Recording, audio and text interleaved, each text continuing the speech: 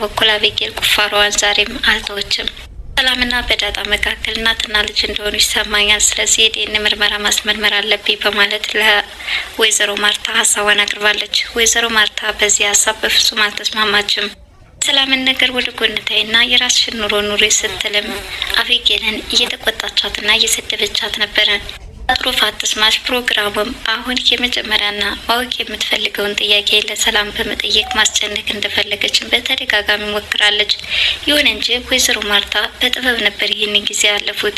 የሰላምን ደስታ በፍጹም ማደብዘዝ አልፈለጉምና ወይዘሮ ማርታና አቤጌል ባለመስማማት ሁለታቸው እየተጨቃጨቁ በነበሩበት ሰዓት ውሃ ከምጥን አንድ ነገር ሰምታለች። ይኸውም እንግዲህ ዳጣና ናታን ባልና ሚስት ናቸው እንዴ በማለት ውሃ በነገረቻት መሰረት ውሃ ይህንንማ ከማዬ አጣራለሁ በማለት እየሮጠች መጣለች። ለእናቷ ለመናገር ፈርታለች። ምክንያቱም አቤጌል ጋር ስታገባ ውስጥ ስለነበረችና ስለተናደደች ነው። ብቻ አቤጌልና ከውሃ ማን ለእናቱ ይጨነቃል? ማነስ የቤተሰቦች ደህንነት ያሳስበዋል?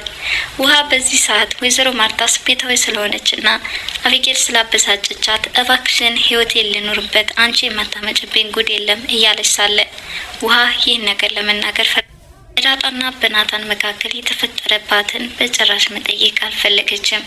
ታዲያ ካጠገባቸው ስለቆመችም ነገረኛዋ አቤጌል ምን ልታደርጊ እዚህ ትቆሚያለሽ?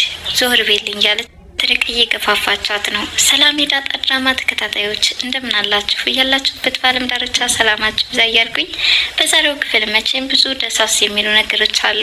እናም እስከ ፕሮግራሙ ፍጻሜ ድረስ አብራችሁኝ እንድትቆዩ እስኪ ቀጣዩን ክፍል አቀርብላችኋለሁ። በባለፈው ክፍል ሰላምን አቶ ደረጀ ከአጠገባቸው አስቀምጠው እያስጨንቋት ነው። ይኸውም የጎረቤት አሉባልታ ሊያስቀምጣቸው አልቻለም። ሰላም ያረገዘችው እዛው ቤተሰብ ጋር በመሆኑ ነው እንጂ በጭራሽ ልጅ አባቷን ለመደበቅ ባልፈለገች ነበረ።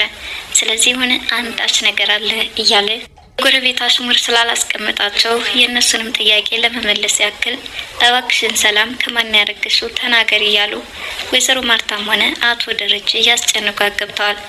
ሰላም እባካችሁን ታገሱኝ፣ አሁን ለወልድ የሳምንት እድሜ ነው የቀረኝ። ስለዚህ ያን ይናገራለሁ።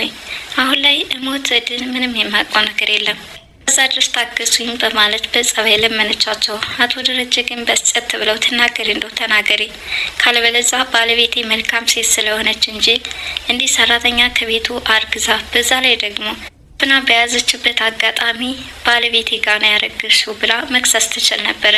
ወይዘሮ ማርታ አርቆ ሀሳቢና አስተዋይ ሴት ስለሆነች ነው በማለት የሚስቱንም እንግዲህ ደግነት በጣም ሲያመሰግናትና ሲያደንቃት ነበረ። ታዲያ በመጨረሻም ተናዶ ወደ ስራ ገበታቸው ለመሄድ ተገደዋል።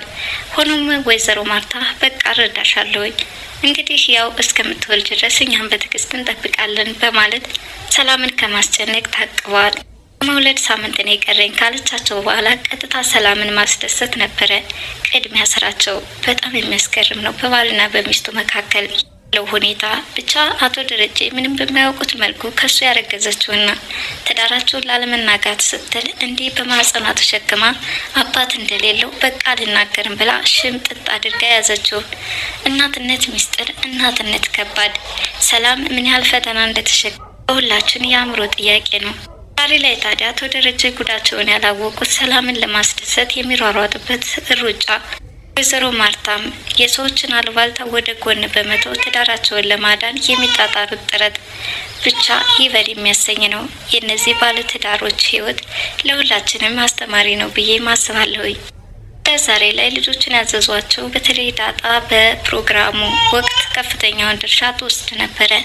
ማለትም ቤቱን በማስተካከል እንዲሁም የአጥሩ ፋትስማሽ የሚደረጉ ሰለብሬቶች ብቻ የተለያዩ ነገሮችን በማዘጋጀት ሰላምን ለማስደሰት ደፋ ቀና እያሉ ነው።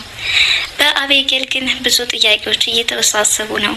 በሷ በኩል ከናታን ጋር ያደረባት ፍቅር ወደፊት ብታረግዝ ምን ልታደርግ እንደምትችል እሷ እንግዲህ የእርቃን ፎቶዎችን ወይም ልክ ነፍሰ ጡርነቱን የሚገልጽ ሆዳቸውን ገልጠው የሚነሱ ብዙ ሴቶች በማህበራዊ ሚዲያ የምንከታተላቸው አሉ። እንደነዚህ ፎቶ ተነስቼ መፖሰት እችላለሁኝ፣ እዚህ ያጥሩ ፋትስማሽ ወዘተረፈ ቤቢ ሻወር ምን ያስፈልጋል እያለች ለነ ናታን እየተናገረች ነው። ናታን ደግሞ በፍጹም ጋጠወጥነት ነው። ምክንያቱም አንቺ ሆድሽን ገልጠሽ ፎቶ በተነሳሽ ቁጥር ያ የምትወልጁ ህፃን ያንቺን ፎቶ እያየ አንገቱን የሚያቀረቅርበትና በራሱ መተማመን የሚጎድለው ልጅ ይሆንብሻል ሲል መክሯታል። ዳጣ በበኩሏ ይህ የኛ ሀገር ባህል አይደለም ከውጭ የተወረሰ እንጂ በፍጹም ብልግና ነው በማለት የአቤጌልን ስራ እየነቀፈች ነው። ቅናት ፈተና የምታየው አቤጌልን በዳጣ ንግግር ክፉኛ እየተበሳጨች ነው። የፕሮግራሙ ዝግጅት ተጠናቀቀና ሰላም የቤቢ ሻወር ብለው ያዘጋጁት ወደ አንድ ክፍል ትመጣለች። ይህንን የተመለከቱት ወይዘሮ ማርታ ቤቢ ሻወር ሳይሆን የአጥሮፍ አትስማሽ ነው በማለት የቀረበ ኬክ በማስነሳት ደስ የሚል ፕሮግራም እንዲሁም ሀገረኛ የባህል ዘዴዎችን በመጠቀም እሷንም እያጎረሱና ምርቃታቸውንም እያጎደጎዱ ቆይተዋል። ሁሉም በጨዋታቸው መካከል አቤጌል በመሀል ጣድ የምታደርገው ነገር እንዲሁም ደግሞ ሰላምን ደስታዋን ለማራቅ የምታደርገው ጥረት ከፍተኛ ነበረ። ይኸውም እንግዲህ ከማን ያረገሽው የሚለው ጥያቄ ስታሽቆጠቁጥ ቆይታለች። መናገር ፈልጋ ግን ብዙ ጊዜ ነቅፋታለች። የመጀመሪያዋ ጥያቄ ውሃ ነበረች። ማለትም አቤጌል ስለተገለገለች ውሃ እንዴት አረገዝሽው የሚል ነበረ። ብቻ መልሱ በሳቅ ነው የተሸፈነው። ቀጥሎም ደግሞ የዳጣ ጥያቄ ነው። ዳጣ ጥያቄን በቤተሰቡ ዘንድ ፈገግታን የሚያመጣና ለሰላምም ተስፋ የሚያሰጥ ነበር። በተለይ በራሷ በኩል የተፈጠረባትንና ቤተሰቦች ወልደው ጣሉኝ የምትለው ወይም እናቷ ካጠገቧ እንዳለች የሰላምን ሁኔታ ያልተገነዘበችው እንደ እናት አንዲት ልጅ ወልደሽ ጥለሻት ከብዙ ጊዜ በኋላ ብታገኛት እቅፍ አድርገሽ ትስሚያታለሽ፣ ፍቅር ትሰጫታለሽ፣ ትንከባከቢያታለሽ የሚል ነበረ። በሚገባ እናት የሆነ ነገር ካልጨነቃት በስተቀር አውጥታ ልጇን አትጥልም። ልጅ መቼም ቢሆን ልጅ ነው። እናም ዳጣዬ አይዞሽ በማለት እንድታበረታታ ትሆናለች። በዚህም ደግሞ የኋላ ታሪኳን ዘወር ብላም ስታስታውስ ነበር። በተለይ የዳጣን አስተዳደግ አቤጌል ካሉ ቤተሰቦች በመነጠል ወደ መኝታ ክፍል በማምራትም ለአቶ ደረጀ ስልክ ደውላለች።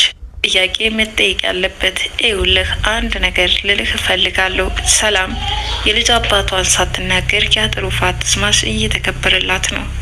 ለምንድን ነው መናገር ያልፈለገችው በማለት ነበረ። አቶ ደረጀ ቢያንስ እንኳን ዛሬ በደስታዋ ቀን የሆነ ነገር አድርገሽ ሰላም እንዳታስከፊያት አርፈሽ ተቀመጭ ሲሉ መልሰውላታል። በዚህ የተናደደችው አቤጌል እስከ መቼ ድረስ ነው እንዲህ ሚስጥር ሆኖ የሚዘልቀው ያለችም እየተናደደች ወደ ሳሎን ተመልሳለች።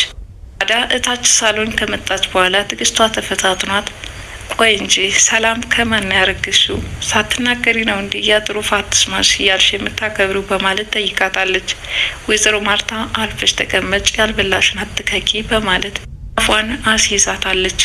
ታዲያ በአቤጌል ጥያቄ ሰላምም ክፉኛ መደናገጥ ፊቷ ላይ የሆኑ የሚነበቡ ነገሮች ነበሩ። ወይዘሮ ማርታ የሰላምን ያጥሩፋት ስማሽ አክብረው ወደ ስራ ቦታቸው ሊወጡ ሲሉ መንገድ ላይ ተጠባብቃ አሁንም አቤጌል እባክሽን እማዬ አንድ የጆሮ ስጭኝ የምነግርሻለኝ ባታምኔ ነው እንጂ እኔ ግን ከኮሌጅ እስካሁን በየሄድኩባቸው ሁሉ የምናገራቸውና የማስባቸው ትክክል ናቸው። አንቺ ግን ለምን እንደማታዳምጭኝ አይገባኝም። እማዬ ለምን አትረጅኝም ስትል እናቷን እያስጨነቀቻት ነው። እናቷም ልረዳሽ ሞክራለሁ፣ ግን የምትዩ ነገር በጣም ዘግናኝ ነው፣ ከአእምሮ በላይ እየሆነብኝ ነው በማለት የአቤጌል እሳቤ ክፉኛ እያስጨነቃት ትዳሬን ይበትንብኛል በሚል ፍርሃት ውስጥ ነበረ ስታዳምጣት የነበረው። እሺ ዛሬ ጆሮ ልስጥሽ፣ ምንድነው ልትናገር ያሰብሽው? በማለትም ልታዳምጣት ፈቃደኛ ሆናለች። አቤጌልም ቀጠለች። ይኸውልሽ ሰላምና ዳጣ አንድ ነገር አላቸው። እኔ ግን ሳስበው እናትና ልጅ ይመስሉኛል። ምክንያቱም የተለየ ነገር እያዳላች እያደረገችላት ነው። ኩሽና ብታያት እንዴት እንደምትመግባት፣ ቀጥሎም ደግሞ ክፍል እንደተኛች እንቅ አድርጌ ገድላታለሁ ስትል እንዴት እንዳደረጋት ባይሽ በማለት ምን ያህል እየተቆረቆረችላት እንዳለና የእናትነት ባህሪ እያሳየች እንደሆነ ጣሪዋ የበለጠ እንዲጨምር እንደመጣባት ለወይዘሮ ማርታ ነግራታለች። ወይዘሮ ማርታ ግን በጣም ነው የምታናድጁ። ከመቼው ታውቆ ነው እናትና ልጅ እንዴት ልታደርጋችሁ ቻልሽ? የመጣችው ከጎዳና እንደሆነ ታውቂያለሽ። እሷ ደግሞ እድሜ ዘመኗን ጉልበቷንም ሁሉ ነገሯን የጨረሰችው እኛ ቤት ነው። ሲሆን እንደ እናት ልትንከባከቢያት ይገባ ነበረ። ምክንያቱም እናንተን ያሳደገች እሷ ናት። ለምንድን ነው ግን እንዲህ አይነት ነገር እያመጣች ህይወቴን የምታተረማምሽው በማለት ወይዘሮ ማርታ በአቤጌል ንግግር በፍጹም አልተደሰተችም ማለት ነው። ውሃና ምጥን በተመሳሳይ መንገድ ባህሪያቸው እንግዲህ አንድ አይነት ይመስላል። ብዙ ጊዜ ናታንና ዳጣ ቁጭ ብለው አንድ ላይ በሚያወሩበት ሰዓት ውሃ ታያቸው ነበር ከርቀት እየሆነች። ለምን ጉዳይ እንደሚመካከሩ ባይገባትም ያው የልጅነቷ ወይም የዋህነቷን በማሰብ እሱ እየተመካከሩ ያሉት ኳሳችን ለመንጠቅ ነው፣ ብዙ ጊዜ ብቻቸውን ቁጭ ብለው ያወራሉ በማለት ለምጥን ነግራታለች። ምጥን ይህንን ስትሰማ ባልና ሚስት ናቸው እንዴ? ለምንድን ነው የሚመካከሩት? በማለት ጠይቃታለች። ይህን ከሰማች በኋላ ውሃ መቀመጥ አልፈለገችም። ቀጥታ ወደ ወይዘሮ ማርታ በመምጣት እሺ እማዬን እጠይቃለሁ እያለች ባልና ሚስት ናቸው እንዴ? በማለት ልትጠይቅ ትመስላለች። ይሁን እንጂ ወደ ወይዘሮ ማርታ በምትመጣበት ሰዓት ግን አቤጌልና ወይዘሮ ማርታ ክፉኛ ጭቅጭቁ ውስጥ ገብተው በተለይ ወይዘሮ ማርታ በአቤጌል ድርጊት ተፈሳጭተውባት ነበር ያገኘቻቸው። በዚህ ሁኔታ እኔማ እማዬን አላናድድም በሚል ስሜት እንዲሁ ሁለታቸውንም እያየች እዛው ፊታቸው ላይ ግትር ብላ ቀርታለች። ዳጣና ናታን ባልና ሚስት ናቸው እንዴ ብላ ትቀጥላለች ወይስ ነገሩን ፈርታ ትተዋለች? በቀጣይ ክፍል ይዤላችሁ የሚቀርብ ይሆናል። ለዛሬ እናንተን በዚህ ድራማ የታዘባችሁትንና የተገነዘባችሁትን በተለይ በሰላም ያትሩፋት ተስማሽ ምን ተሰማችሁ? እንኳን ለዚህ ቀን አበቃሽ፣ የሆድሽን በጀርባ ያድርግልሽ። ልክ እንደ ወይዘሮ ማርታ የሆን የመረቁሽ። እዚህ ቻናል አዲስ የሆናችሁ ሰብስክራይብ እያላችሁ ቤተሰብ እንድትሆኑ በትህትና ጠይቃለሁ። ባይ ባይ።